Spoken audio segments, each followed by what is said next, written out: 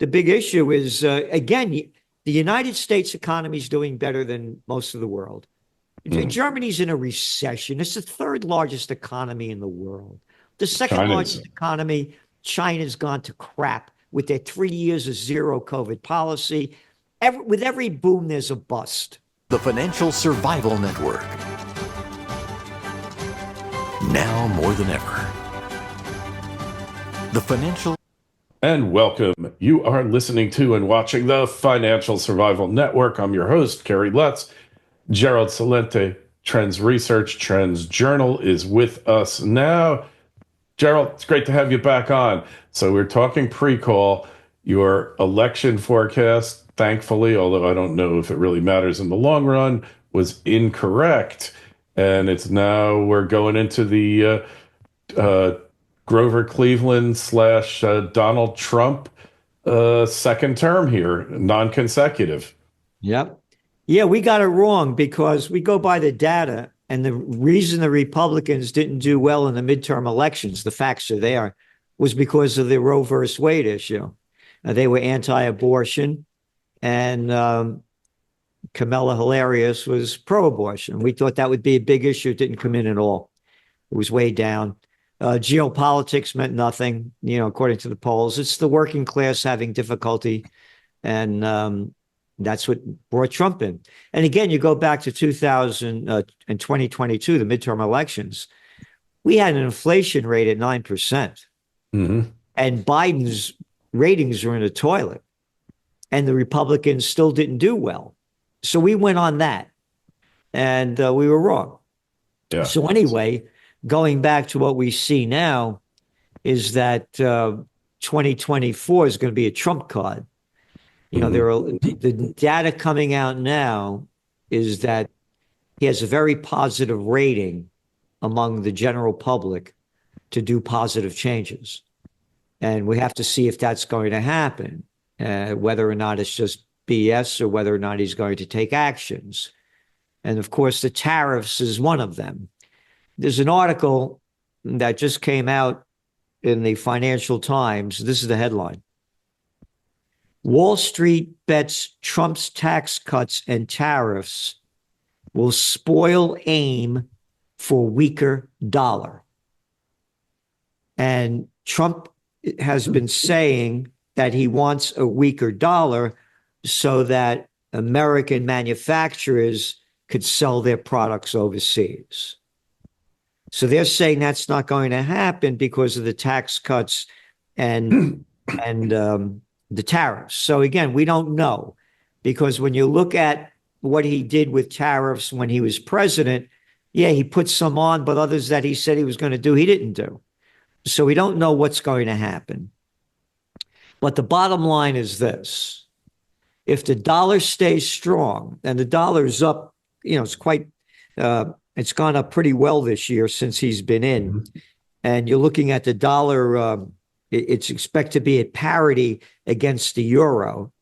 The dollar's gone up 6.2% since late October.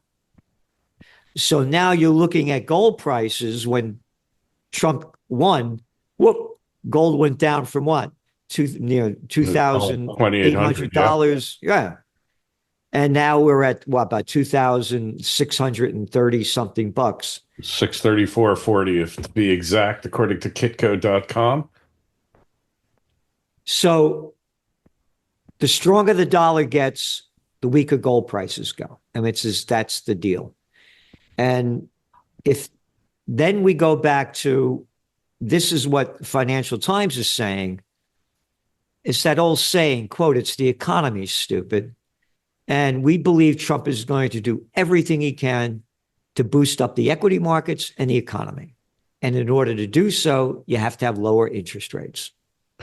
Which means inflation, right? You got to have inflation because we got all that money, the monetary base, all that money chasing less goods. And then the goods that it will be chasing, in theory at least, a lot of them will be more expensive, especially if they're from China and other places. But it's fascinating to watch the way the sentiment can change. I think he's legitimate about what he wants to do. And I want to talk about an issue that I've seen it mentioned a few times, very few people talking about. I know you are familiar with it, and that is impoundment authority of the president, meaning if Congress, historically, before Nixon, if Congress allocated money and the president didn't think it was wise, he'd refuse to spend it. He'd impound it.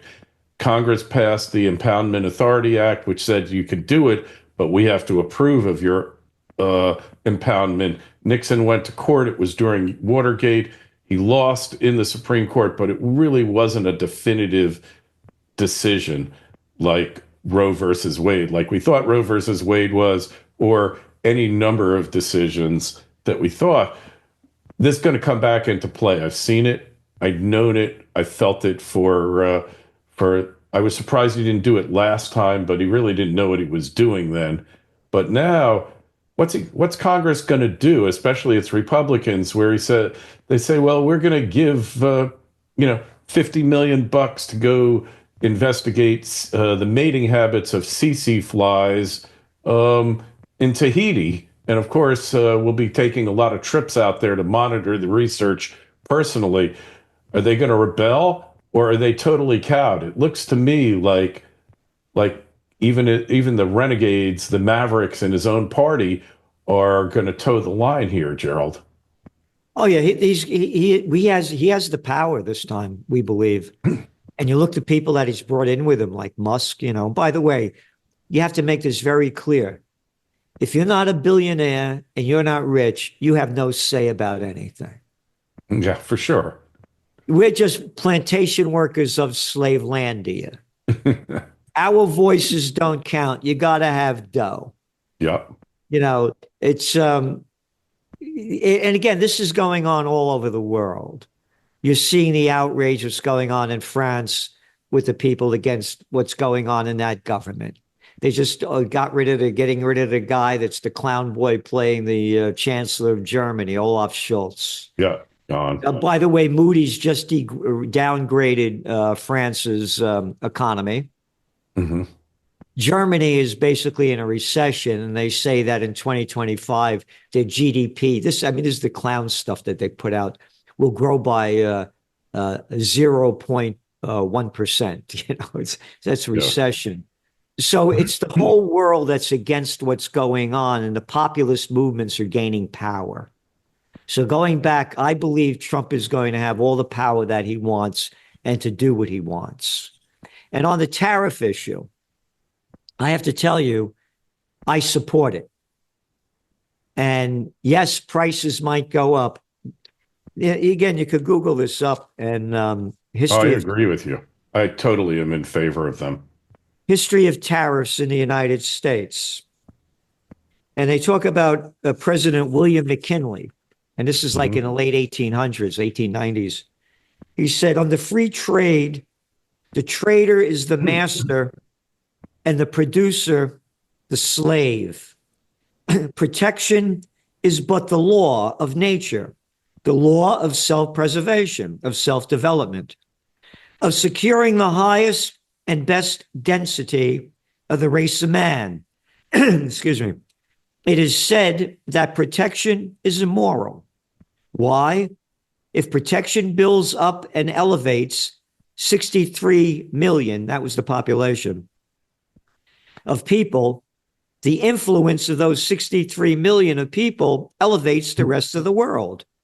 We cannot take a step in the pathway of progress without benefiting mankind everywhere.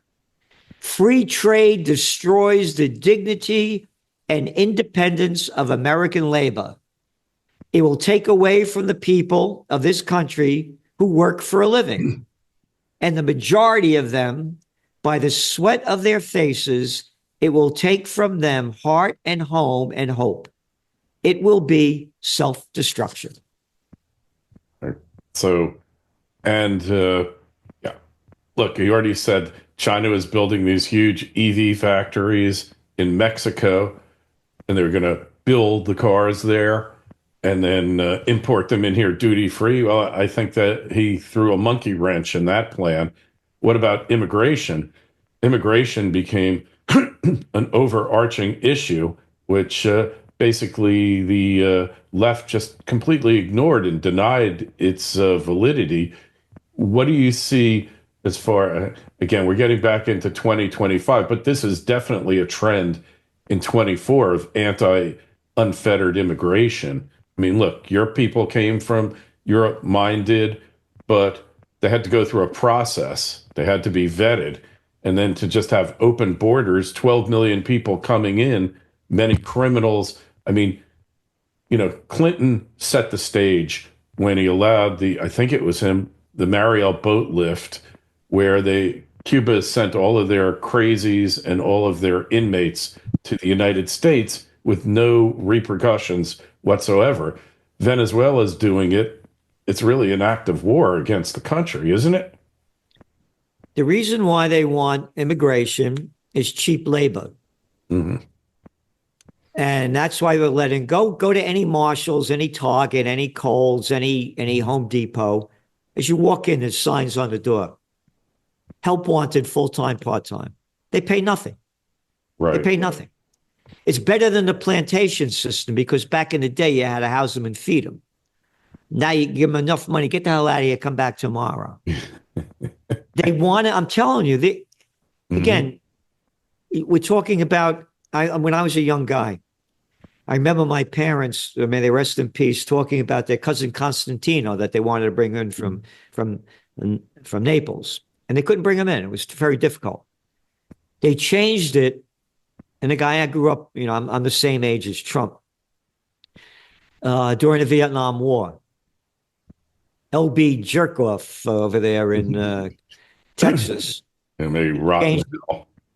He changed the immigration laws because they were drafting all us guys and they needed more people to work. Then I wrote about it in my book, Trends 2000, which was an international bestseller.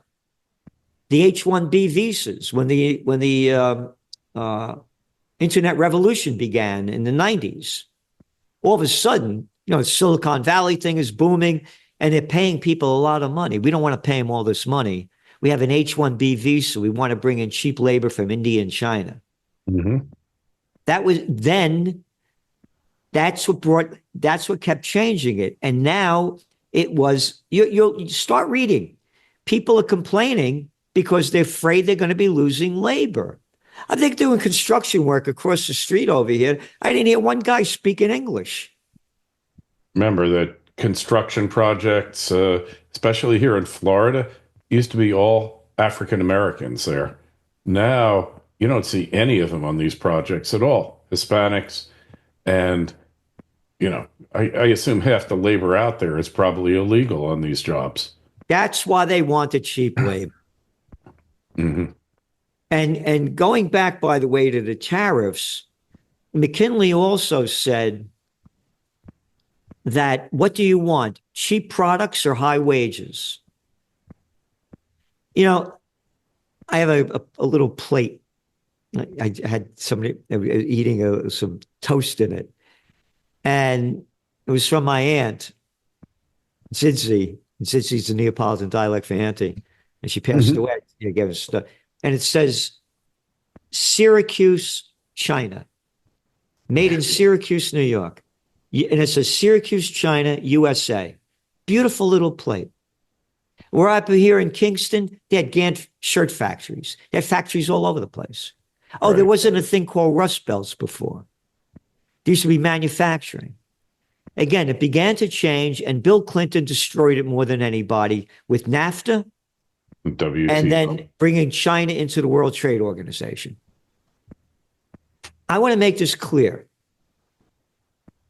About 4 years ago, we said that the most profitable nations, one of our top trends, would be self-sustaining and self-sufficient.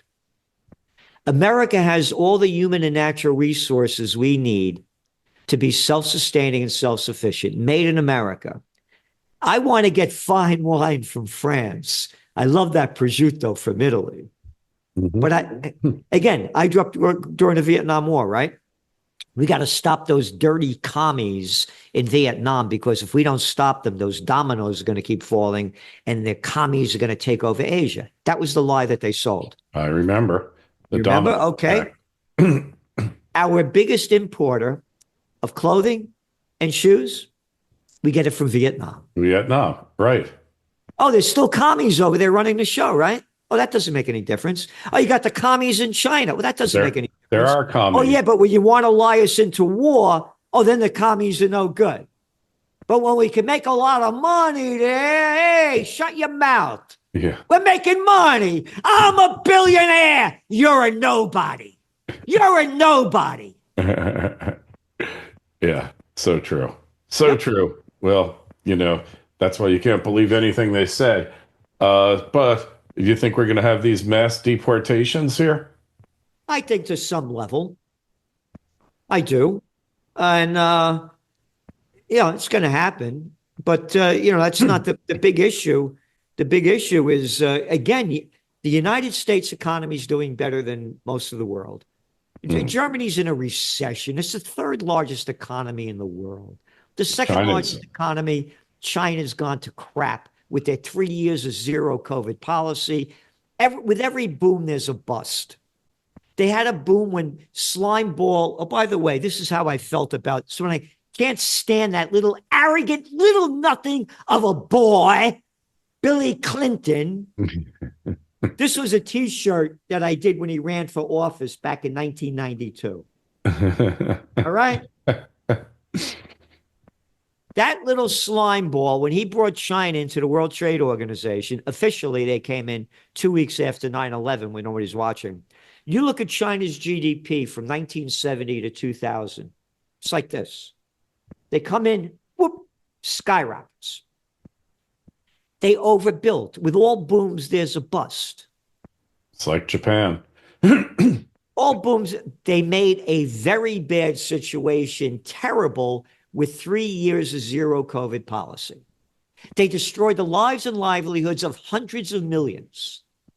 It's finished. There are some, between those numbers you look at, between 60 and 90 million vacant apartments. They're 30% of the gross domestic product. Real estate. Yes. Real estate investment just fell another 10.6% this past month. It goes down month after month after month. So what I'm saying is that the whole world, that we talk about France, the problems that they're having. What just happened in South Korea? Oh, the guy called martial law, right? Martial law, and now they impeached him. It's one country after another is going down. This is all a result of the COVID war that nobody talks about.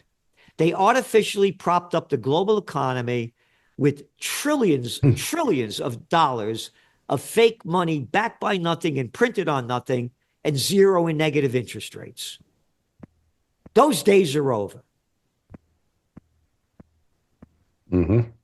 So what about cryptocurrencies here?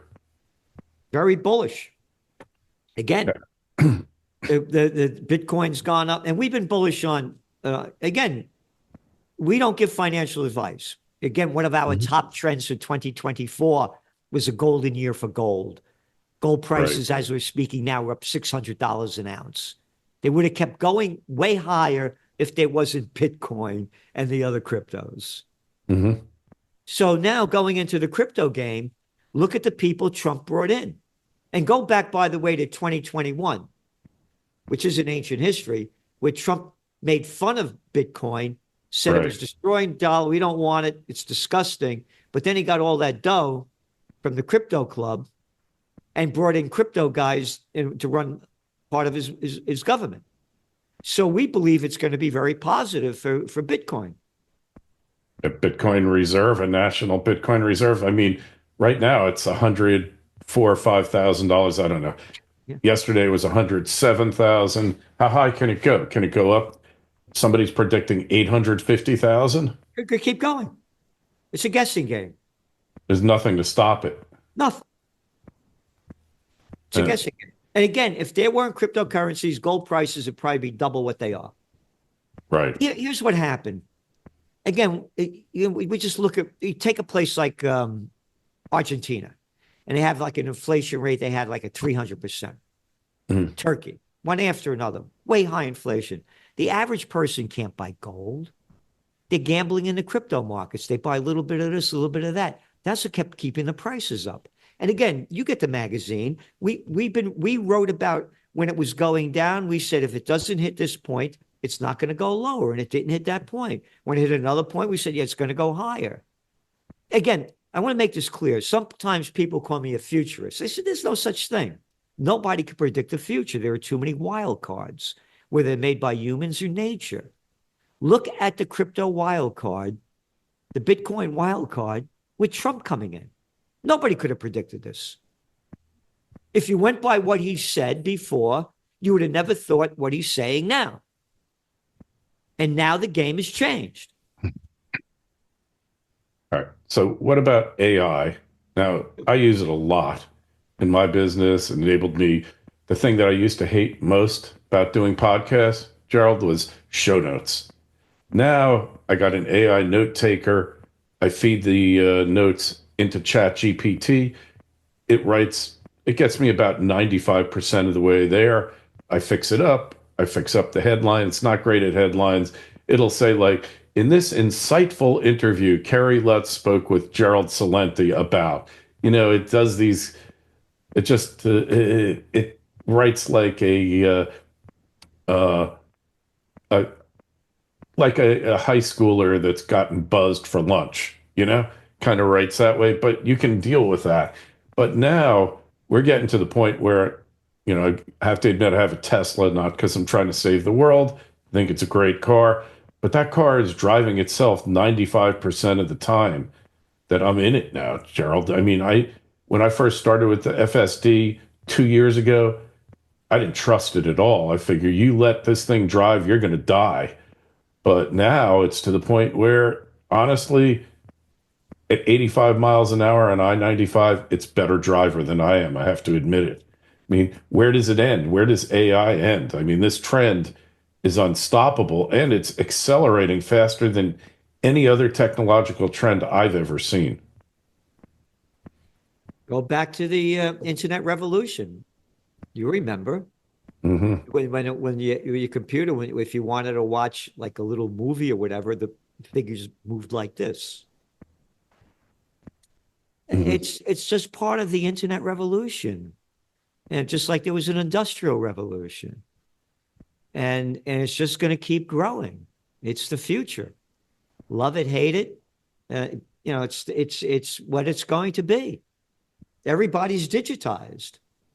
And by the way, I don't carry a cell phone.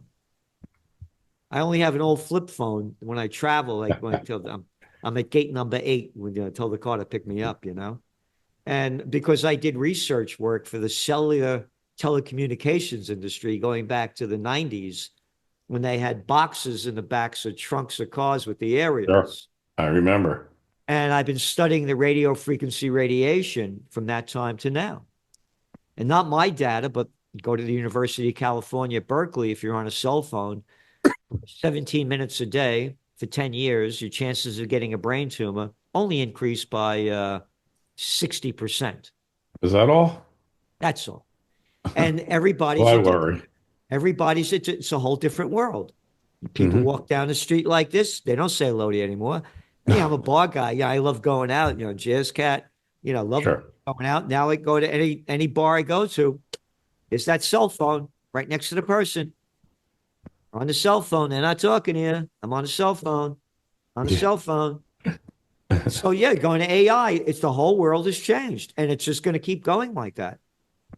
And you're looking at data coming from different companies like Goldman Sachs or whatever, and they're saying 600 million jobs are going to be lost to some ridiculous number. And it's true. But there also may be a bust because you start over investing in these, like the .com bust. Sure. And so there may be, and that's very important too.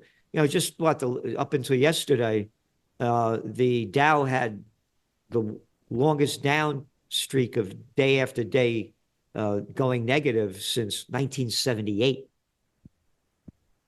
So a lot can happen between now and next month when Trump comes in. It's a lot of wild cards out there. And the wild cards are oh, look what the hell's going on in the Middle East. Yeah. Holy jeez. With Syria, Turkey, United States, Israel, Iran, and then there's Ukraine war keeps, they just wiped out that Russian general. Right. I saw that. So there are a lot of wild cards out there. But again, we're positive. We think Trump is going to do some very positive things for the economy. All right. So one of the things, and I'm not a personal fan of this individual, but senior person, RFK Jr., I know him personally. I'm not a fan, but the concept of make America healthy again and like get all the garbage out of our food supply. All right. I don't know that what he can do, but he's made it now a national issue, whereas uh, what will we say? The military industrial, agri-industrial, petrochemical industry, the oil industry has tried to keep food supply health out of the public eye. Just take a couple pills, you'll be fine. Take it for the rest of your life. It'll be even better. And now all of a sudden we got a guy who's going to be up there in the government saying, no, this is bad. This is why everybody's dying off, why we got type 2 diabetes, epidemic, fatty liver, obese kids, all these things. What's the trend there? It's positive. Here, this is the first book I worked on.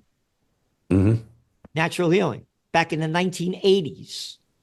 I have an honorary doctorate from the National University of Health Sciences for the work I've done in complementary and integrative medicine. When the COVID war broke out, I go to top guys, doctors who are into it, and they gave me a whole bunch of different vitamins and supplements to take to stay healthy. Hadn't had a cold. I got the cold last April, the first time in 5 years, for 2 weeks. So I totally agree with what RFK Jr. is saying. Ultra processed food is ultra processed crap. Seed Matter oils. of fact, there's an article this is it, in this week's Trends Journal. Is it here? Just got it. Yeah. Let me see. It was about the drink a Coke, lose 12 minutes of your life. That's what they used to say about cigarettes. Yeah, drink a Coke, snort Coke, Again, look at what the people are doing. Yeah, I stopped drinking soda when I was about 25 years old. Now, I'm not going to do that stuff, do that stuff anymore. And then again, you look at what's going on here, and study links processed foods with colon cancer. These are 2 articles in this week's Trends Journal. So we write about these things. And again, only the facts. People don't like when I say this. When we were young guys, look at the pictures of Woodstock. Yeah. Everybody's thin. There were a couple of heavy people. They usually had glandular disorders when they were. Yeah, but everybody, when I started going to college, they started pushing this thing that women should be in the workforce. You're as smart as men are. Why are you staying home raising your children when you could be working? And it's a supply and demand issue. Back then, unions were very strong because they needed the guys. If you didn't, they'd go and you had nobody to replace them. There was 7 kids in my family. My mother, may she rest in peace, cooking all day long, cleaning the house, take care of you. Yeah. Eating this great food. Now, a mother's coming home. No. First, you're taking an infant, and you're out of your mind as a kid. I didn't start growing up till I was 32. I just started growing up. You're out of your mind as a kid. You're screaming, crying. You're not getting any compassion. You're not getting any love. You're in a nursing home for kids that they call daycare centers Oh, with God. other screaming kids, and you're getting fed crap food. Can't understand why there's obesity. Then your mother comes home, she's exhausted, and now she's giving you ultra processed food. That's what happened. It wasn't like that before. It's when mothers stopped raising their children. Mhm. Yeah, well, it used to be the word in the English language that had the largest number of synonyms was run. Now I think sugar, because if you look at the label on any processed food, they never call it sugar. They have 85 different terms for sugar, and seed oils, which are originally designed to lubricate machinery. And then they say, hey, we could cook in this stuff too. And the seed oils, and I listened to RFK talk about this, and I said, oh my God, I've been watching videos on this for years now about how our diet is killing us Yep. and food is, poison. Yep. And like Fruit Loops. The Fruit Loops have 18 ingredients here in the US and 18 in Canada.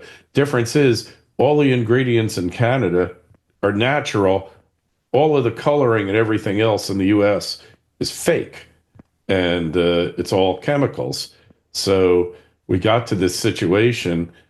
I mean, is it a deliberate conspiracy here to just kill people off, or Ah, did it just become profit over that's everything else? make money. Make money. That's all it's about. Just making money. That's all they're concerned about. They could care less about anything else. Yeah. Again, the billionaires are running the country. You want to run for president? What do you got? What did Trump got? Like 1.2 billion. Kamala Harris over 2 billion. You want to run for Senate? You want for Congress? Hey, who am I gonna? Who do I have to suck up to get money that morons Yeah. and imbeciles call campaign contributions? How about calling it bribes and payoffs? Yeah, it's so true. Well, that's why you got to go sign up for Trends Journal, right? So you know all this stuff here, Gerald. It's only $2.56 a week. This week it's about 220 pages. Is it And that long? Really? you read what you want. Again, what I'm talking about here. We were talking about the food, right? And we were Mhm. talking about AI. Amazon plans AI supercomputer. OpenAI considers putting ads on Chat GPT. Bots are beginning to peel internet searches from Google. OpenAI partners with defense contractor, and one after another. So we cover everything. We go to high-tech science, we go to geopolitics, we go to economics, we go to technocracy. We try to give the people everything they can to help them prevail, and prosper in these times ahead. And I got to tell you, they're wild times. Very wild. Well, Gerald, we always appreciate you coming on, getting your take on things. Your proof, hopefully I'm a little bit of proof too, is that it doesn't matter your age. It's all about your attitude and your nutrition, and you got to keep exercising, all these things, right? You got it. Yeah, You there's got no it. substitute. Nope. All right. Well, trendsjournal.com. It links in the show notes to this interview on financialsurvivalnetwork.com. Please join the 60,000 plus FNN, FSN Financial Survival Network subscribers here. Sign up for it. Got a question for Gerald, myself, KL at Kerry Lutz. That's the email. Gerald, always a pleasure. Thanks for coming on.